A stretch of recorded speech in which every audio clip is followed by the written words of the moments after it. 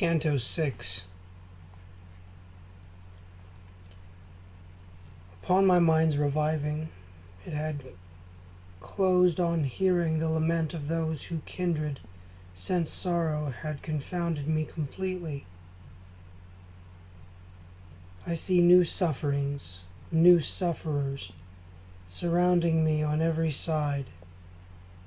Wherever I move, or turn about, or set my eyes,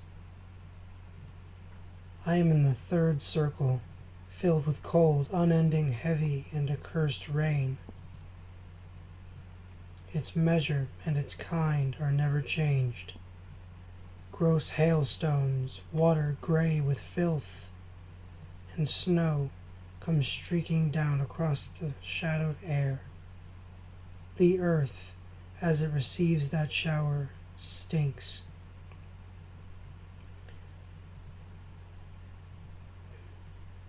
Over the souls of those submerged beneath that mess is an outlandish, vicious beast, his 3 throats barking, dog-like, Cerberus. His eyes are blood red, greasy, black, his beard, his belly bulges, and his hands are claws. His talons tear and flay and rend the shades.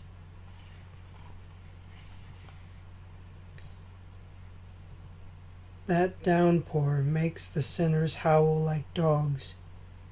They use one of their sides to screen the other. Those miserable wretches turn and turn. When Cerberus, the great worm, noticed us, he opened wide his mouths, showed us his fangs. There was no part of him that did not twitch. My guide opened his hands to their full span, plucked up some earth, and with his fist filled full, he hurled it straight into those famished jaws. Just as a dog that barks with greedy hunger will then fall quiet when he gnaws his foot, intent and straining hard to cram it in, so were the filthy faces of the demon Cerberus transformed after he'd stunned the spirits so. They wished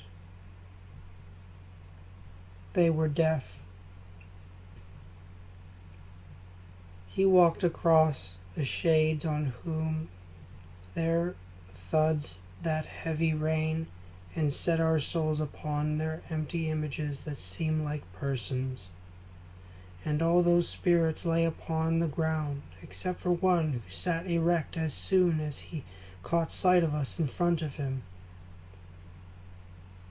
"O you who are conducted through this hell," he said to me, "recall me if you can. For you, before I was unmade, were made." And I to him, "It is perhaps your anguish that snatches you out of my memory, so that it seems that I have never seen you. But tell me who you are, you who set in such a dismal place such punishment, if others pains and more. None's more disgusting." And he to me, "Your city, one so full of envy that its sack has always spilled. That city held me in the sunlit life.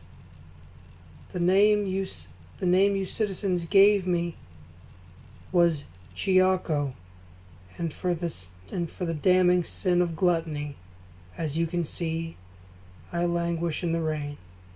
And I, a wretched soul, am not alone. For all these have this same penalty for this same sin." And he said nothing more. I answered him, "Chiaco, your suffering so weighs on me that I am forced to weep. But tell me if you know what end awaits the citizens of that divided city. Is any just man there?" Tell me the reason why it has been assailed by so much schism, and he to me.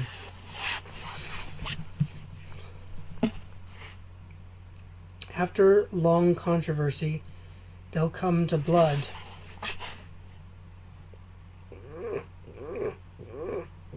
The party of the woods will chase the other out with much offense, but then, within 3 suns, they too must fall, at which the other party will prevail, using the power of one who taxes sails.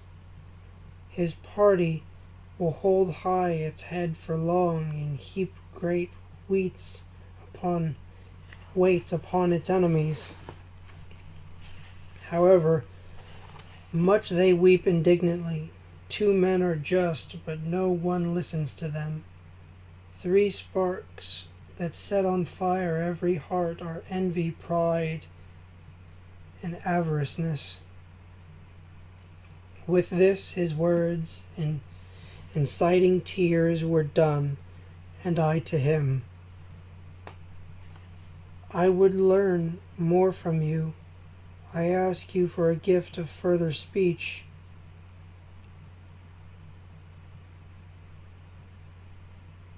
Tijayo, Farinata, men so worthy, Arrigo, Mosca, Jacobo Rusticucci, and all the rest whose minds bent toward the good. Do tell me where they are, and let me meet them. For my great longing drives me on to learn if heaven sweetens or hell poisons them. And they are among the blackest souls. A different sin has dragged them to the bottom. If you descend so low, there you can see them. But when you have returned to the sweet world, I pray, recall me to men's memory. I say no more to you, answer no more. Then his straight gaze grew twisted and awry. He looked at me a while, then bent his head. He fell as low as all his blind companions, and my guide said to me, He'll rise no more until the blast of the angelic trumpet upon the coming of the hostile judge. Each one shall see his sorry tomb again, and once again take on his flesh and form, and hear what shall resound eternally.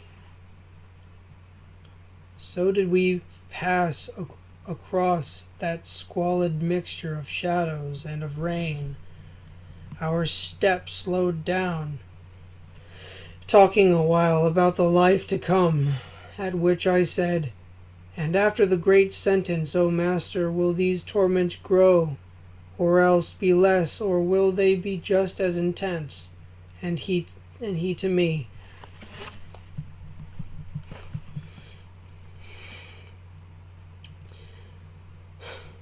Remember now your science, which says that when a thing has more perfection, so much the greater is its pain or pleasure. Though these assured sinners never shall attain the true perfection, yet they can expect to be more perfect than now. We took the circling away traced by that road. We said much more than I can here recount. We reached the point that marks that downward slope. Here we found Plutus, the great enemy.